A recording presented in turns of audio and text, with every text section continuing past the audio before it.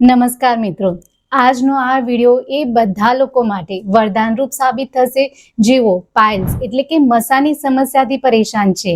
આ મસા તમારા લોહીવાળા હોય કે પછી સૂકા હોય, મસાના કારણે ત્યાં ખજવાળ આવતી હોય, બળતરા થતી હોય, તો આ બધી સમસ્યાના ઉપાય તમને આજના આ વિડિયોની અંદર મળશે।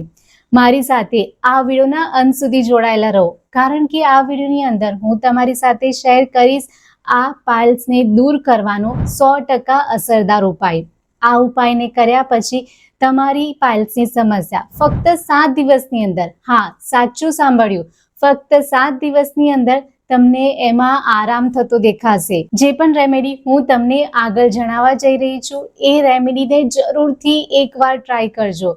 મને આશા છે કે તમે નિરાશ નહીં થાઓ, કેમ કે આ રેમેડી 100% રિઝલ્ટ આપે છે। આ રેમેડીની સાથે સાથે હું તમારી સાથે એ પણ શેર કરીશ કે તમારે પાઇલ્સ થાય ત્યારે કઈ પરેજી પાળવાની છે, કારણ કે ઉપાયોની સાથે સાથે પરેજી પાળવી ખૂબ જ જરૂરી છે। કારણ કે અમુક એવી ખાવાની વસ્તુઓ હોય છે જે પાઇલ્સની સમસ્યાને વધારે છે।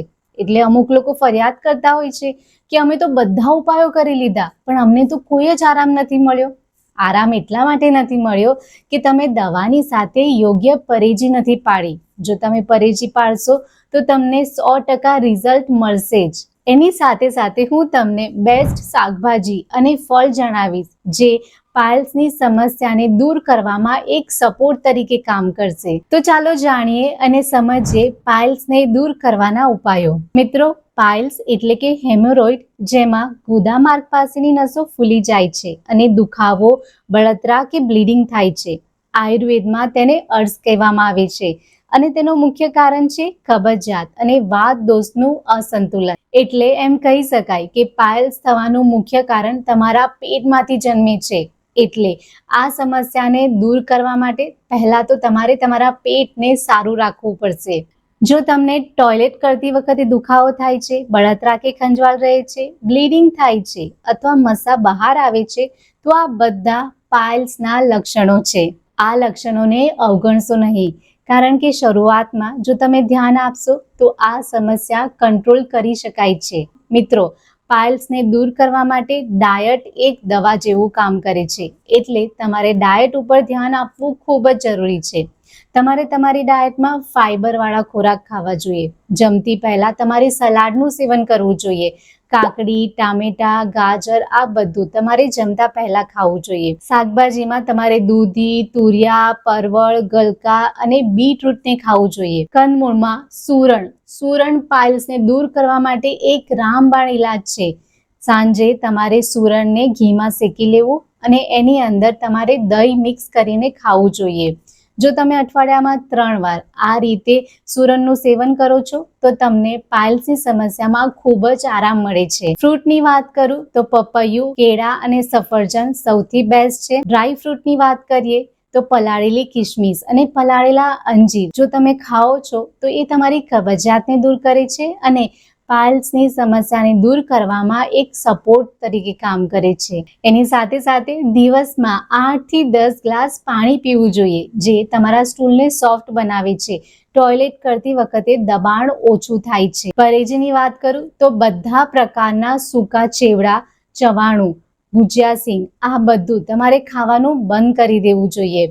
એની સાથે સાથે વધારે પડતું મસાલેદાર, તળેલું, તીખું, જંક ફૂડ આ બધી વસ્તુનું પણ તમારે સેવન ન કરવું જોઈએ। શાકભાજીમાં ખાસ કરીને રીંગણ અને દાણાવાળા શાકભાજી જે ગેસ બનાવે છે એનું સેવન ન કરવું જોઈએ। વધુ પડતી ચા અને કોફી પીવાની આદત હોય તો એ પણ તમારે ઓછી કરવી જોઈએ, કારણ કે ચા અને કોફી આ સમસ્યાને વધારી શકે છે। લાઇફસ્ટાઇલમાં પણ થોડો બદલાવ ખૂબ જ જરૂરી છે। એક જગ્યાએ લાંબો સમય સુધી બેસી ન રહેવું જોઈએ। જ્યારે પણ તમને ટોયલેટ આવે ત્યારે એને રોકવું ન જોઈએ। રોજ 15 થી 20 મિનિટ તમારે હળવી વોક કરવી જોઈએ। હવે વાત કરીએ આયુર્વેદિક ઉપાયની, જે તમારી સમસ્યાના મૂળ પર કામ કરે છે। એમાંની સૌથી પહેલી વસ્તુ છે ત્રિફલા। ત્રિફલા પેટને સાફ રાખે છે અને કબજિયાત દૂર કરવામાં મદદ કરે છે। તમે રાત્રે સૂતા પહેલા 1 ચમચી ત્રિફલા પાવડર ગરમ પાણી સાથે લઈ શકો છો. જો શરૂઆતમાં આ ત્રિફલા સ્ટ્રોંગ લાગે તો તમારે અડધી ચમચીથી શરૂઆત કરવું અને પછી ધીમે ધીમે 1 ચમચી સુધી તમારે આ ત્રિફલાને લેવું. ત્રિફલા સ્ટૂલને સોફ્ટ બનાવે છે અને પેટને નિયમિત કરે છે. બીજું છે ઈસબગુલ. ઈસબગુલ એક કુદરતી ફાઇબર છે જે સ્ટૂલને નરમ બનાવે છે. તમે બપોરે અને સાંજે ભોજન પછી અડધીથી 1 ચમચી ઈસબગુલ ગરમ પાણી અથવા છાશ સાથે લઈ શકો છો. આ ઈસબગુલને લેતા સમયે તમારે એક વાતનું ખાસ ધ્યાન રાખવાનું છે. જ્યારે પણ તમે ઈસબગુલને પાણીમાં નાખો ત્યારે એને મિક્સ કરીને તરત જ પી લેવાનું છે, કારણ કે જો તમે એને લાંબો સમય રાખી મૂકો છો તો ઈસબગુલ ફૂલી જાય છે અને એક જેલી જેવું સ્ટીકી સબસ્ટન્સ બની જાય છે અને આવું ઈસબગુલ તમને પીવામાં તકલીફ પડે છે, પી શકાતું નથી. એટલે ઈસબગુલને પાણીમાં નાખીને તરત જ પી લેવું. જુઓ, આ ઈસબગુલને તમારે અડધી ચમચી જ લેવી. ઈસબગુલ લેતી વખતે જો તમે પાણી ઓછું પીવો છો તો તમને ગેસ, બ્લોટિંગ અને કબજિયાતની સમસ્યા થઈ શકે છે. એટલે દિવસભર તમારે મિનિમમ 8 થી 10 ગ્લાસ પાણી પીવું જોઈએ. ઈસબગુલ લેવાથી સવારે તમારું પેટ સરળતાથી સાફ થાય છે અને ટોયલેટ કરતી વખતે દબાણ ઓછું થાય છે. ત્રીજું છે ઘી.